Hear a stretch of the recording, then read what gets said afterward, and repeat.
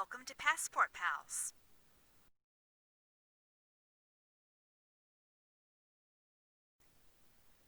Today, we'll be learning about Australia. Hi, it's Miss Mary Ellen. Welcome to Passport Pals. Today, we're going to be learning about Australia. Where's Australia on the globe?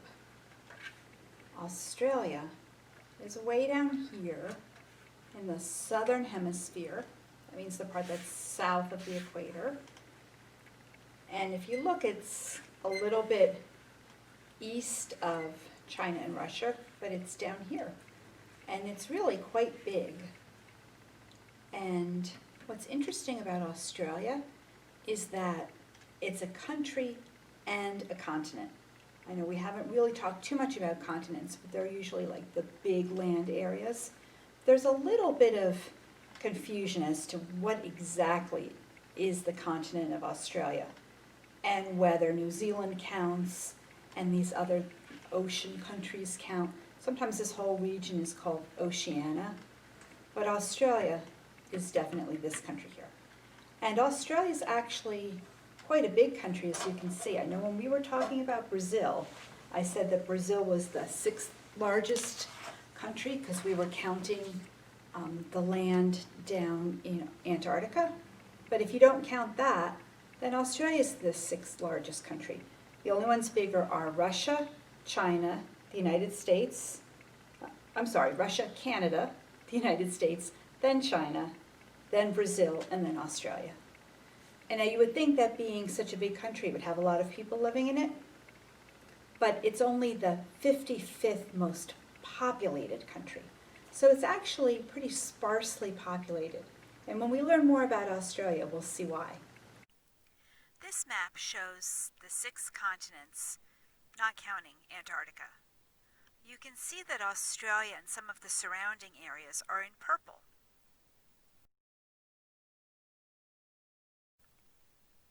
Here's a map that shows Australia in black. Can you find Australia on the world map?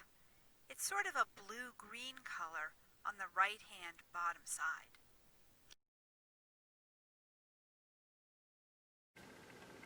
Today we're going to read Over in Australia, Amazing Animals Down Under by Marianne Berkins and illustrated by Jill Durbin.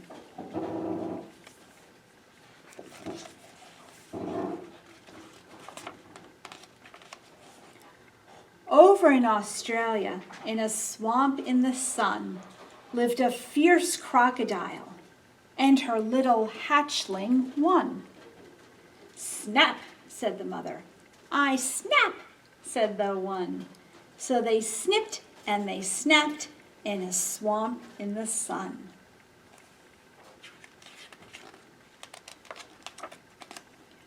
Over in Australia, looking like a kangaroo, lived a smaller wallaby, and her little joeys too. "Hop," said the mother. "We hop," said the two. So they hopped, then they stopped, looking like a kangaroo. Over in Australia, in a eucalyptus tree, lived a cuddly gray koala, and her little joeys 3. "Munch," said the mother. "We munch," said the 3. So they munched and they crunched in a eucalyptus tree. Over in Australia, where they swam to the shore, lived a sleek platypus and her platypups 4. "Splash," said the mother. "We splash," said the 4. So they splished and they splashed as they swam to the shore.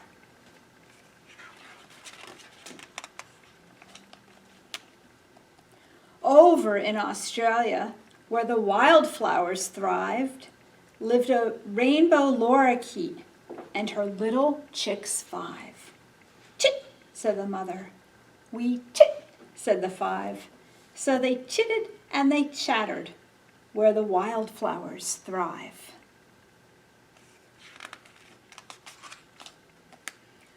Over in Australia, where the tall grasses mix, lived a short, stocky wombat, and her little Joey's 6. Dig, said the mother. We dig, said the 6. So they dug deep in dirt where the tall grasses mix.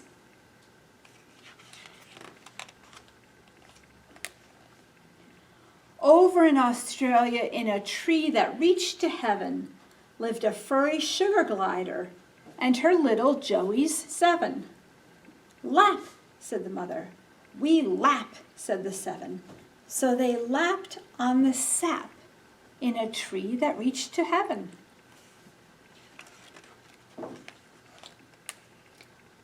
Over in Australia, where she bowed to her mate, lived a tall, friendly Brolga, and her little chicks 8. Dance, said the mother. We dance, said the 8. So they danced and they pranced as she bowed to her mate.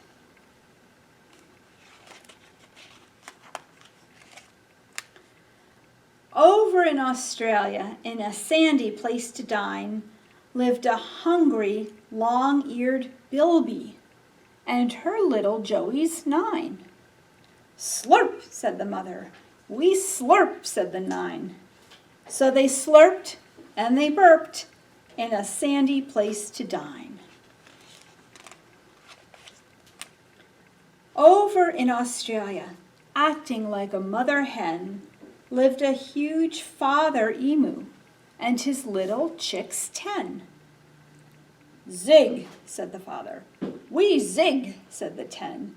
So they zigged and they zagged with their father, mother, hen. And that's over in Australia. Okay, now we're going to learn a few more things about Australia. If you have this sheet, you can take it out now. It's 2 pieces of paper. When we look on our big globe here, on our big map, where do we see Australia? This is what Australia looks like by itself. So can we find it here on the big map of the world? It's right here. Okay. And now we're going to color the flag of Australia. If you don't want to color it, you can just cut it out and paste it on. But you can use this as a guide to show you where the colors go. And let's talk about the flag a little bit, because if you know a lot about flags of other countries, this part here may look familiar to you. Okay? That part is called the Union Jack. And these stars represent the constellation the Southern Cross, which is a constellation that you can really only see further south than where we live. And this star here is called the Commonwealth Star. So what do all those things mean? Well, to understand why the flag looks like that, we have to know a little bit about the history of Australia. Now, Australia had people living in it for millions of years, okay? But people from Great Britain, they didn't discover the island, obviously, because it wasn't missing. But they landed there in about 1788, and they started a British colony. Okay, and so that's where the Union Jack comes from. So while I'm talking, I'm going to start coloring this in. And for a lot of years, Australia was part of the British Empire. And the British Empire, at one point in history, had a lot of different colonies. When we think of colonies, we might think of the United States that used to be a colony of Great Britain. But there was India, there were a lot of other countries all around the world that were colonies of Great Britain. And then in 1901, January 1st of 1901, Australia stopped being a colony, part of Great Britain, and Australia became its own independent country called the Commonwealth of Australia. Okay, and a Commonwealth is just kind of a fancy word for a type of a country or an area that is made up of other parts, okay? And there's different states in Australia, similar to the way that we have states in America. Okay, there's different states in Australia. So I'm coloring in the blue here as best I can. And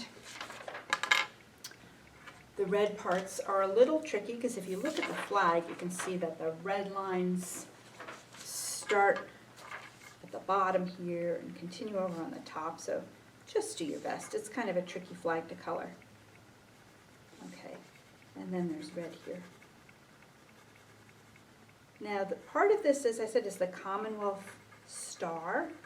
And the Commonwealth of Nations is a group of countries, about 54 countries in all, that used to be part of the British Empire, and they're not anymore, but they still cooperate on a lot of things. Okay, so that's the flag of Australia. If we look at the map of Australia here, what do we notice about the colors? There's a lot of it here is kind of whitish or yellowish, and only a little bit over here and up around the top is green.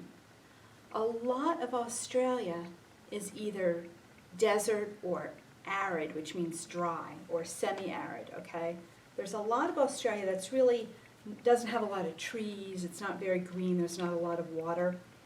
And in Australia, about 70% of the country is part of this, they call the outback. You may have heard that before. It's the part in the middle of the country that's more arid or semi-arid. And in fact, about 70% of the country itself is desert. And most of the people in Australia, about 90% of the people in Australia live in cities. And the cities are mostly around the eastern and southern part here, where there's a little bit more water, because they're by the coast. Makes sense, right? Okay, so let's take our other sheet, and we're going to talk about some of the nature and foods in Australia. Okay. If you don't have room to cut out both animals, you can cut out whichever one you like better, okay? But when we think about animals in Australia, what do you think about? A lot of people think about kangaroos and koalas. Okay, so we can cut out whichever one you like better. I'm going to cut out the kangaroos. There are a lot of animals in Australia that you don't find anywhere else.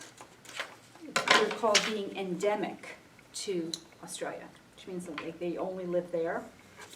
And a lot of times when you have an island, that happens because the animals, they can't really go anywhere, so they kind of developed separately from other animals in the world. Okay, so here's my animal, my nice kangaroo there. Okay, now our choices for the food, this is lamb. Okay, they grow a lot of lamb in Australia, and that's a lamb chop. And this is a special dessert that really you could make anywhere, but it's very popular in Australia, and it's called a pavlova. And this is a baked meringue, which is a little tricky to make. Have you ever had lemon meringue pie, and it's that puffy part on top? Okay, when you bake a meringue, it's a baked egg white thing, and then they put fruits and things like that on it. And that, I've never had that, but it looks really good, so that's what I'm going to cut out to be my popular food for Australia. Okay.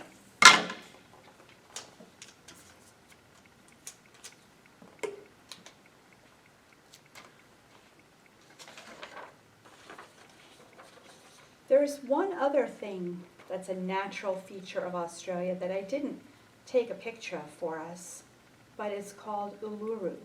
And it used to be called Ayers Rock.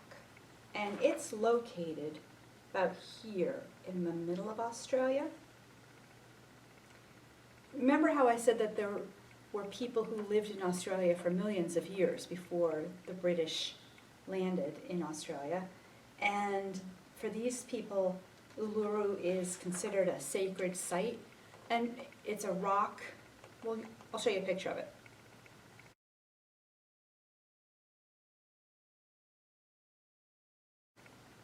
And it's a rock that stands by itself, and people used to climb it and picnic on it and things like that. And the people they're called the indigenous people who live in Australia, they said, this rock is very special to us, and we don't want it to just be a place that everybody just comes for vacation. So now they control it, and you can't, as for about the past year, you can't climb it anymore. So that is Australia. Okay, stick around and we'll do some crafts for an Australian animal and a rain stick.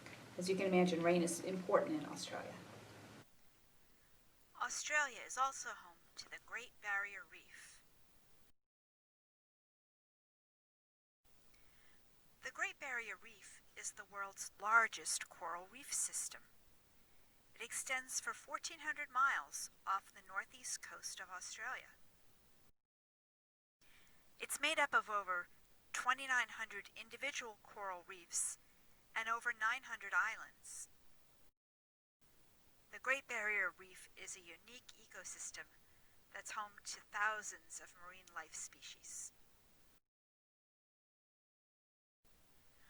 Unfortunately, the Great Barrier Reef is being damaged by rising water temperatures, overdevelopment, and other problems. The Australian government is taking steps to protect this important environment for the future.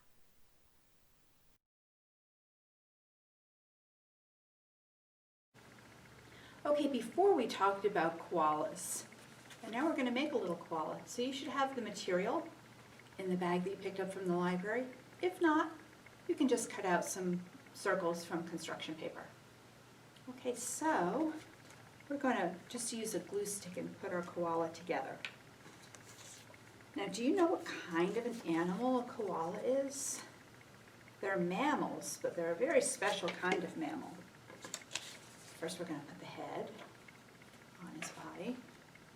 And next, we're going to put the two little arm pieces here and here. So while we're doing that, we can talk about the fact that koalas are marsupials. And marsupials are mammals, but they're a special kind of mammal where when the baby's born, it isn't quite all developed yet, and there's a special pouch that the mother has, like kangaroos do. And the baby climbs into the pouch and lives there while it's finishing up growing. And there's a lot of marsupials that live in Australia. There's one type that lives in America, and that's the opossum. Okay, so now we have a head, we have arms, and these two medium-sized circles are the ears. So just put a little bit of glue on the side and just here on the side of the koala's head. This isn't really too hard to put together. You may have noticed, if you saw in the news, last year in 2019, there were some bad fires, forest fires in Australia, and a lot of koala bears were, they're not actually koala bears, they're just koalas. Sometimes people say koala bears, but I caught myself, they're not bears. A lot of koalas were injured, and I just read on the internet that a lot of them have gone to a special hospital and now they're better and they've released them back out into the wild, which is great. Okay, so what do we need now? We need a nose and a face. Okay. His nose is soft felt, the ones we're making, and little eyes.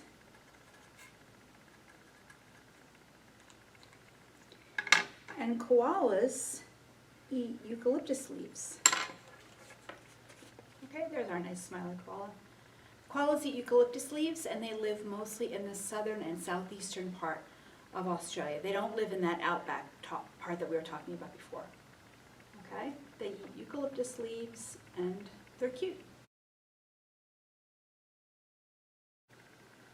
Okay, now we're going to make something called a rain stick.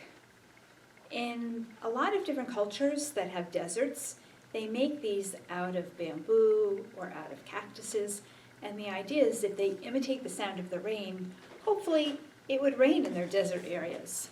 So here's one that I already made. And as you can see, I don't know how well you can hear it, when you move it, kind of sounds like a gentle rain falling.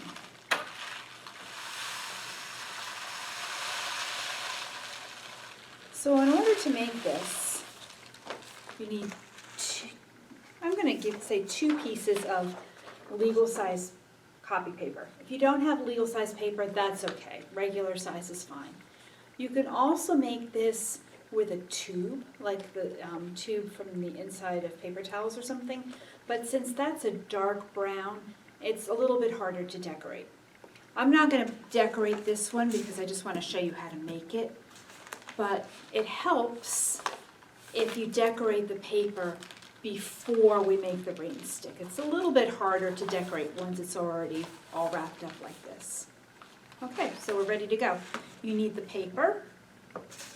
You need some sheets of aluminum foil. This is just regular old aluminum foil like you would have in your kitchen. And I'm going to recommend that the sheets that you cut of aluminum foil are about maybe 1.5 times as long as your paper.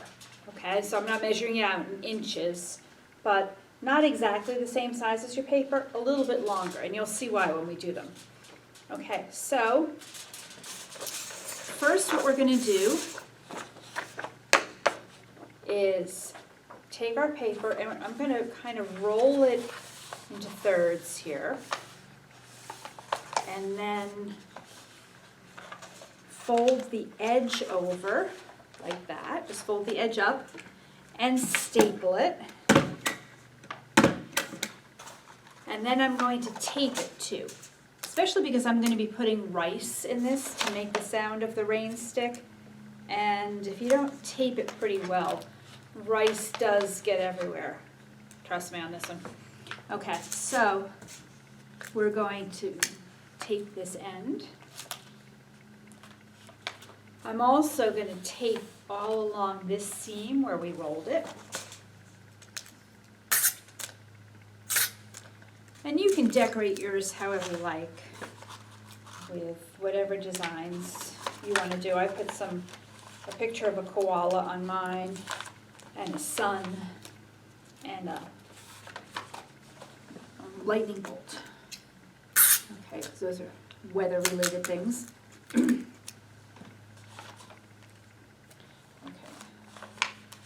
So you want to make sure it's taped nice and secure. Don't close the other end yet, okay?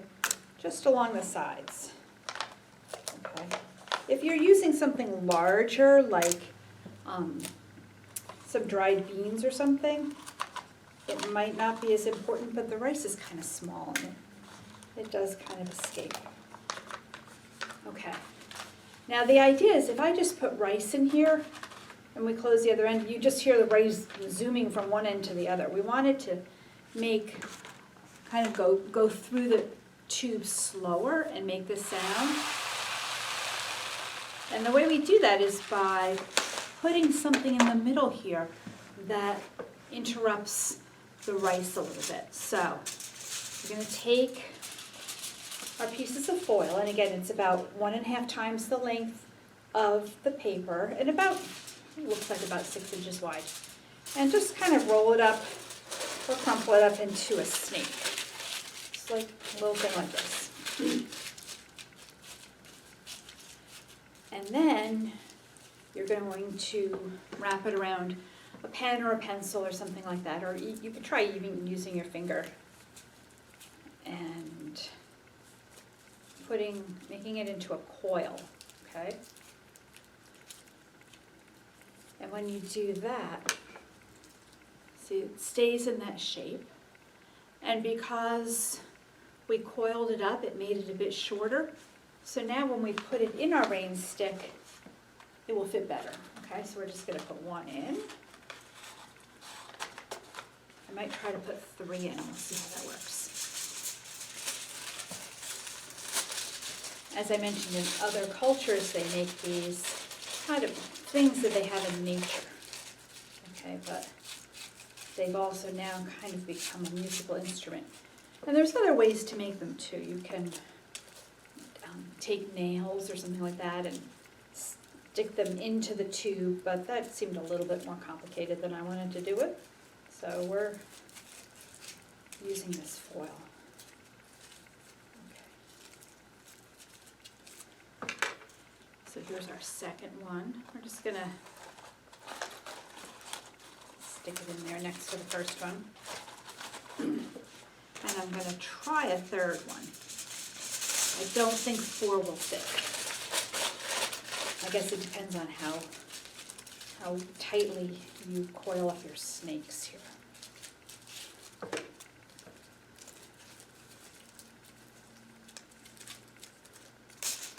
The amount of rice that you need here looks like maybe 2 tablespoons, maybe 2 or 3 tablespoons of rice.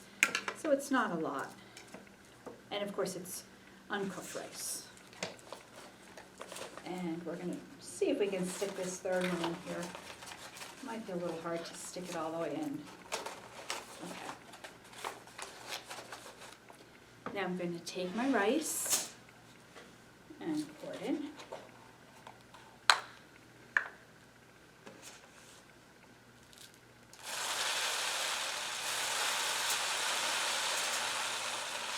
It's going to make that sound as it goes in. Okay, and here's the important part now. Take the end of the tube. We want to staple this and tape it well. And of course, yours will look nicer than the one I'm just making here because you will already have decorated the paper, like I did on my other one. But I just wanted to show you how to make it.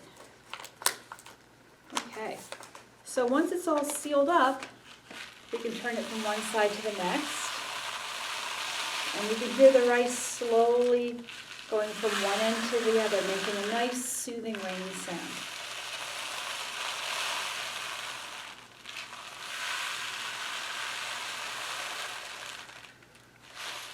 Okay, well that's all for today. So, as they say in Australia, good day, mate. And stick around and see where we're going to be visiting next month on Passport Pals.